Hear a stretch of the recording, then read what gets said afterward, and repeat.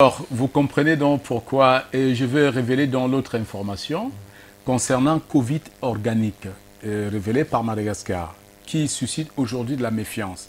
Hier, ça a suscité l'adhésion de plusieurs chefs d'État africains, et depuis quelques jours, les Africains se méfient parce que le 20 mars, l'épouse du président André Rajoelina, Madame Rajoelina a été nommée marraine de la vaccination par l'OMS.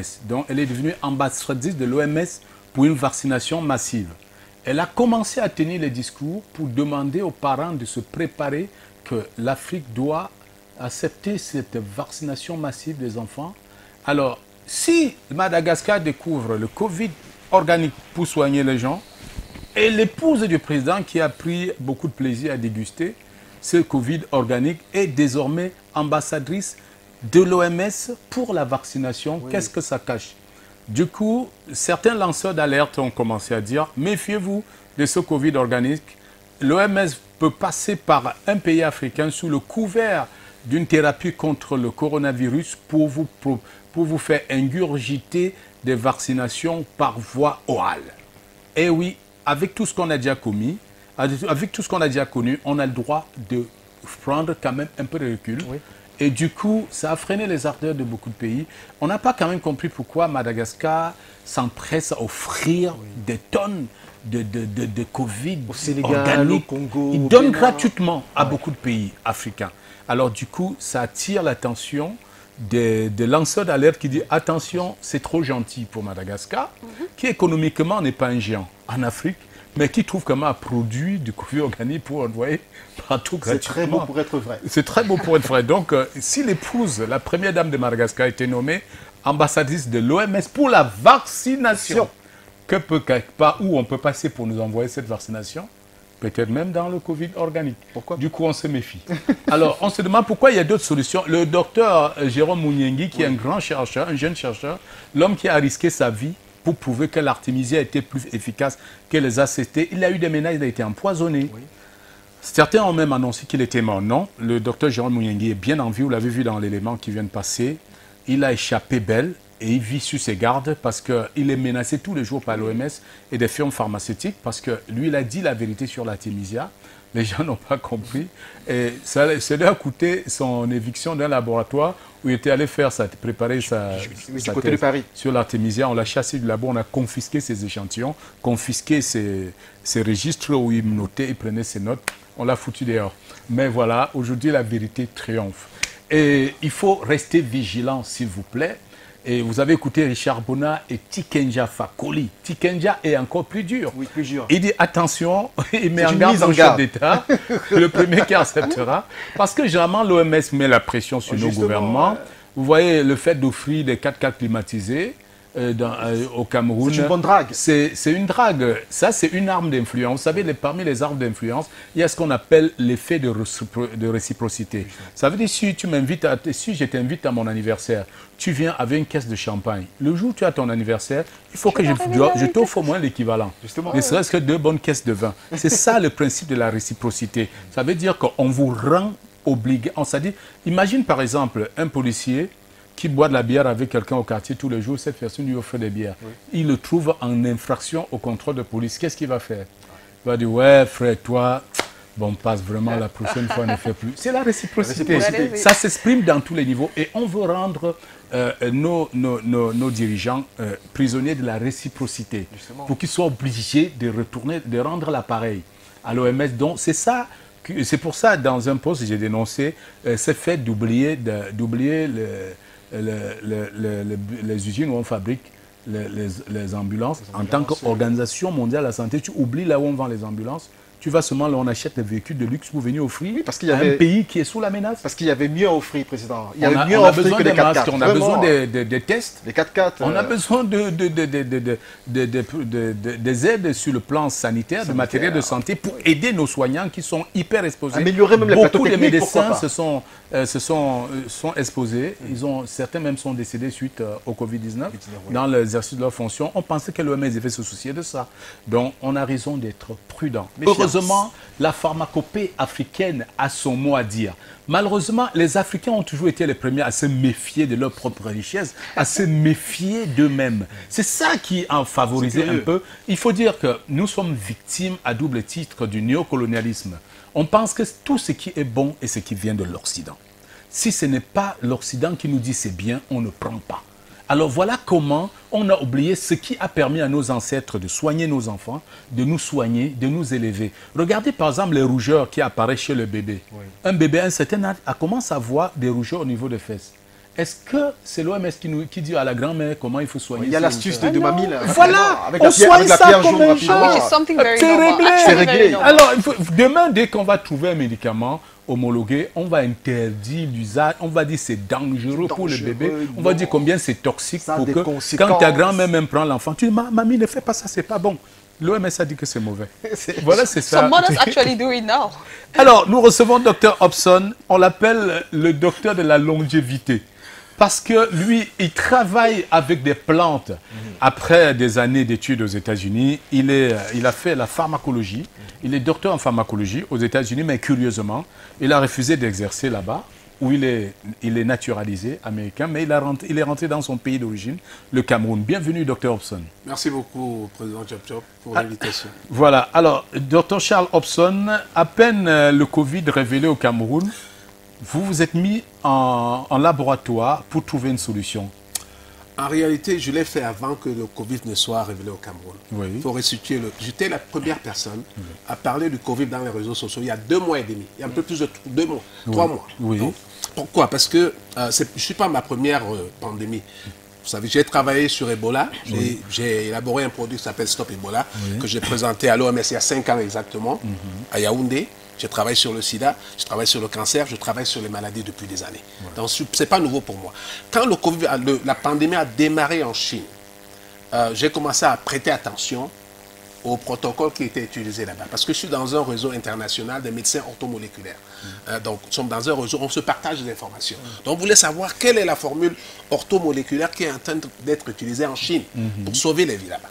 Donc, à partir de là, nous avons reçu un certain nombre d'informations, d'échanges, de protocoles d'informations. C'est ça qui m'a permis de commencer à formuler mes produits. Je n'ai pas attendu qu'on parle de Dr Raoul, comme beaucoup de gens attendaient, parce que quand on a commencé à parler de la chloroquine, tout le monde a sauté dessus. Moi, je n'ai pas attendu cela. J'ai fait une campagne de près d'une semaine à Yaoundé, dans une émission de cette même chaîne, où j'ai sensibilisé déjà les gens.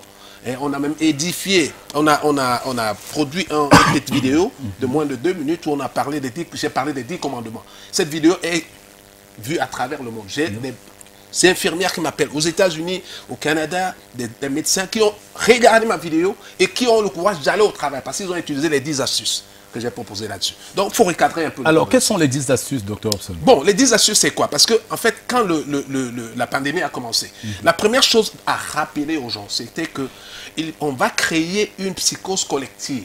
Et cette psychose collective va rendre les gens malades parce que ça va élever le niveau de stress des gens. Oui. Une fois que votre stress est élevé, ça fragilise votre système immunitaire. Ouais. Et vous voyez les gens tomber, par exemple, qui n'ont rien à voir avec le Covid, simplement parce que leur système immunitaire a été fragilisé et une petite maladie peut les emporter. Donc, j'ai dit, la première règle, c'est de ne pas être stressé, de ne pas avoir peur.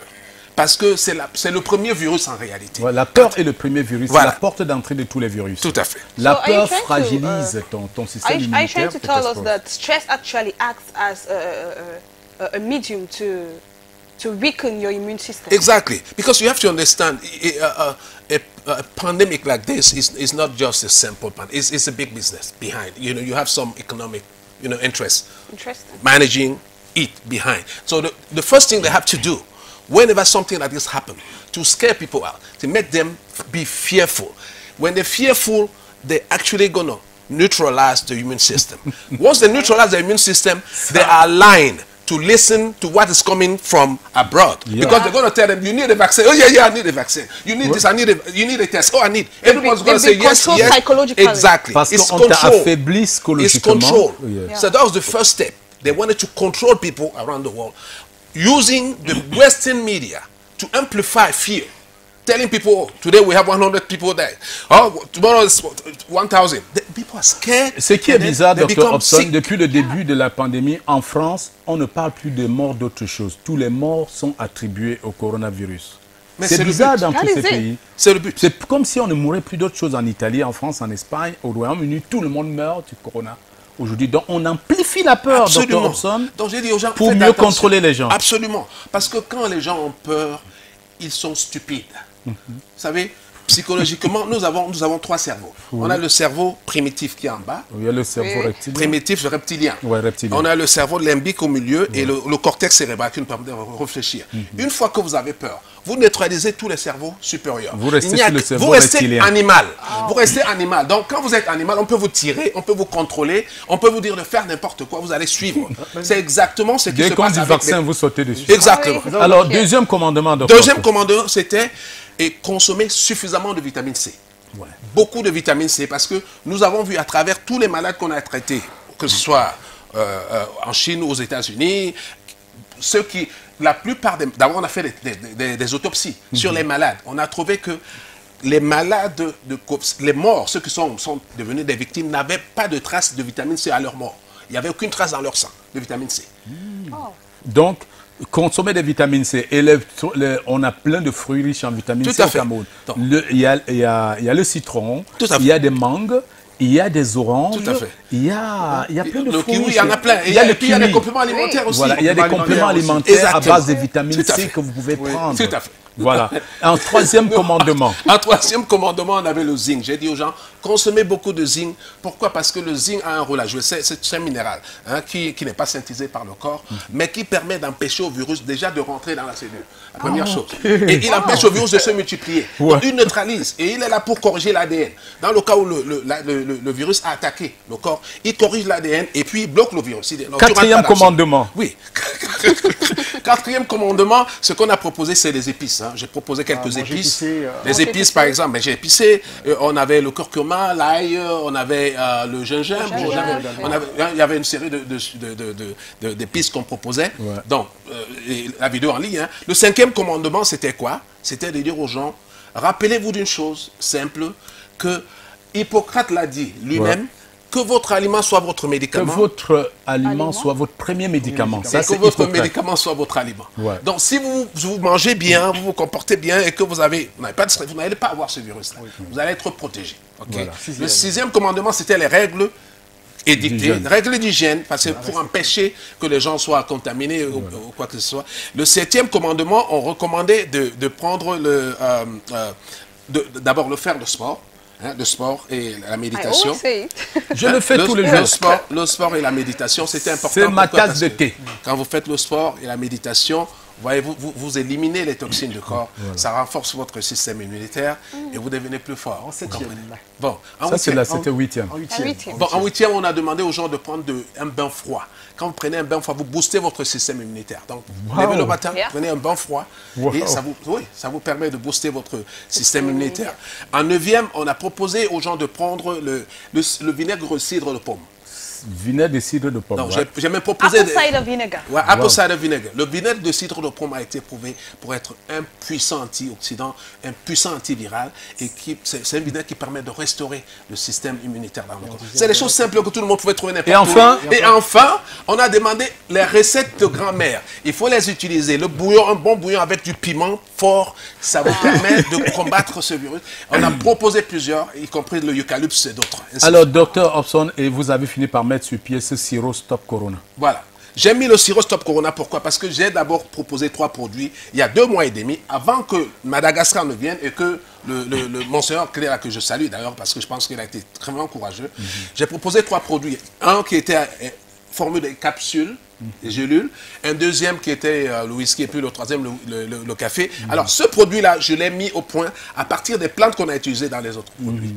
Donc, ce produit, c'est un produit qui est fait pour permettre à tout le monde, au grand public, d'avoir accès à une protection immunitaire. contre le virus. Donc n'importe qui peut l'avoir. Il est abordable, il est moins cher, tout le monde peut l'avoir. Il est préventif ou il est préventif, il est préventif et curatif. D'ailleurs, si ça vous dérange pas, je peux le consommer. Ouais, allez-y, Dr. Hobson. Allez-y, docteur. Dr. Hobson va le consommer. Je vais le consommer. Revenez sur la caméra de Dr. Hobson, il veut consommer. Voilà donc le stop Corona by Dr. Hobson. Voilà, ça c'est Dr. Charles Hobson. Voilà. C'est ça, et la petite bouteille. Alors, non, la petite bouteille, bon, quand vous levez le matin, la première chose c'est de prendre une cuillerée. Une cuillerée à soupe. À soupe. Voilà. À jeun ou à jeun. Il faut le faire à jeun parce que ça permet de booster le système immunitaire. Voilà.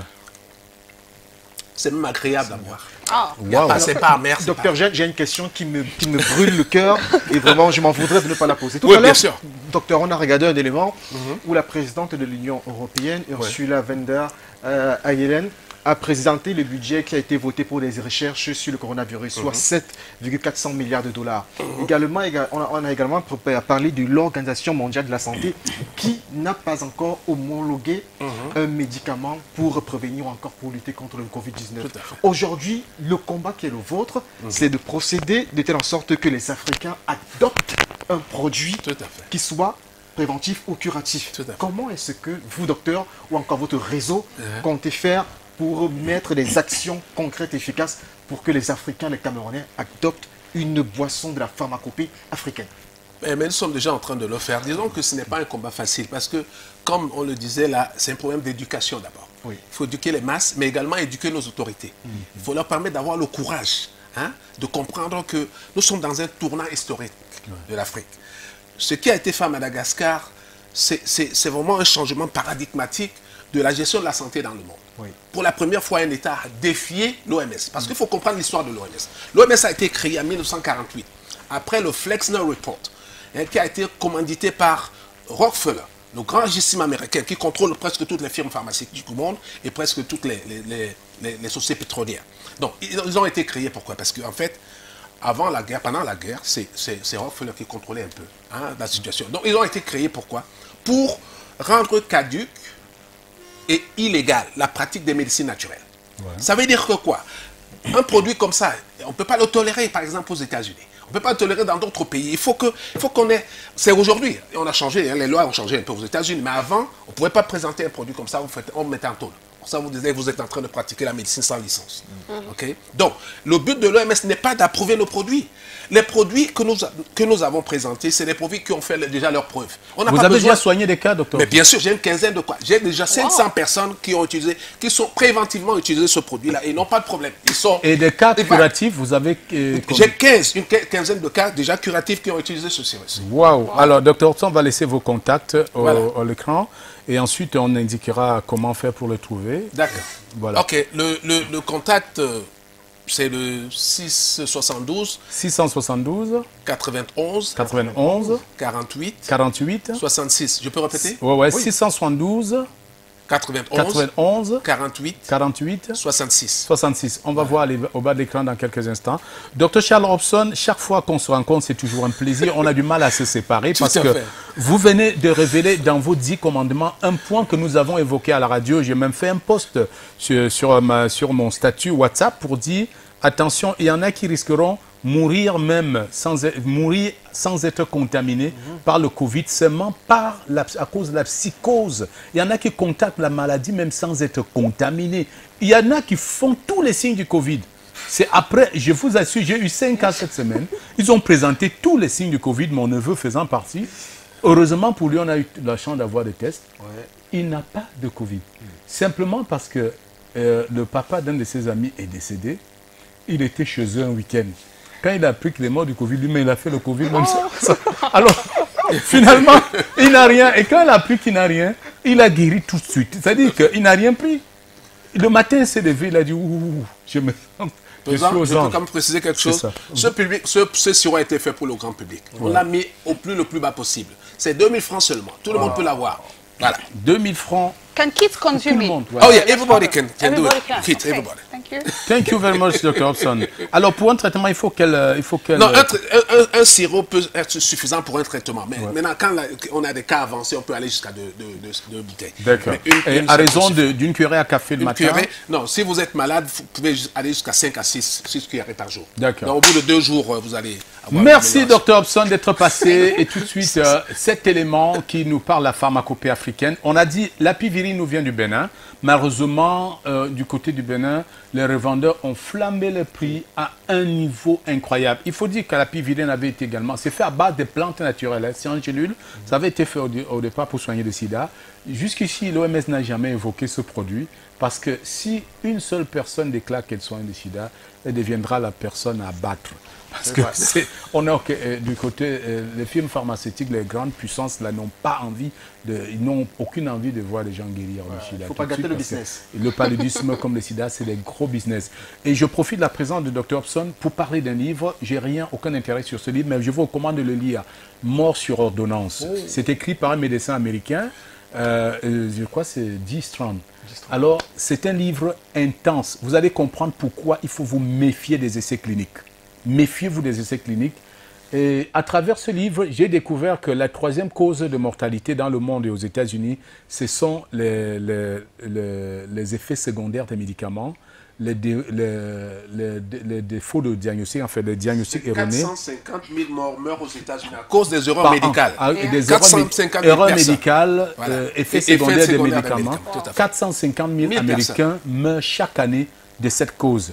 Et à travers ce livre, vous allez découvrir des cas qui vont vous faire froid au dos. Il y a plus de gens qui meurent, plus que les gens qu'on tue avec les fusils. Il y a 2 millions de fusils aux États-Unis et il y a près de 100 000 médecins. Mais il y a plus de gens qui meurent, hein, parce qu'ils ont pris des médicaments que les gens qui meurent parce qu'ils ont été tués par un fusil.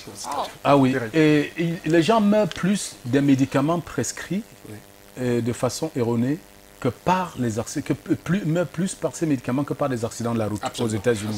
Et il faut dire, c'est très grave aussi en France. Hein. Je n'ai pas les statistiques françaises, mais à travers le livre Mort sur ordonnance, vous aurez froid au dos. On vous présente des cas patents. Désormais, si vous entrez dans le cabinet d'un médecin qui vous propose un nouveau médicament pour rien, il faut vous méfier. Ne prenez pas. C'est des effets cliniques. Certaines firmes passent par des médecins pour prescrire leurs médicaments en test. Et tu le prends, parfois ça se lâche 1 mois, 2 mois après, tu meurs. On se demande, mais il y a des cas graves. Lisez ce livre, Mort sur ordonnance. Si vous tombez sur ce livre, je vais vous le présenter dimanche prochain, j'ai un exemplaire à la maison. Il faut le lire. Vous aurez froid au dos, vous n'allez plus jamais courir vers les pharmacies. N'importe comment. Vous allez faire attention désormais. Et pour l'instant, Président, alors comprendre l'avancée, les limites et bien sûr les avantages de la pharmacopée africaine.